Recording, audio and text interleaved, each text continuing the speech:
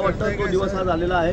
संजय चव्हाण कंटाळून आपल्या राज्यातल्या नेतृत्वाला कंटाळून आणि केंद्रीय नेतृत्वाला कंटाळून आज भाजपमध्ये प्रवेश करतायत. खरं म्हणजे मोदींच्या नेतृत्वावर त्यांचा विश्वास आहे. ज्या गतीने देश पुढे जातोय, ज्या दिशेने देशामध्ये कामं चाललेली आहेत, विकास चाललेला आहे आणि जगामध्ये देशाचं नाव, मोदीजीचं नाव आदराने घेतलं जात आहे. म्हणून आता प्रत्येकाला वाटायला लागलेलं आहे की आमच्या पक्षामध्ये काही शिल्लक राहिलं, म्हणजे विशेष करून काँग्रेसमध्ये तर काहीच राहिलेलं नाही. आपसातली गटबाजी उभारून आलेली आहे. अंतर्गत नेतृत्वाच्या दुमत आहे, केंद्रीय म्हणून आज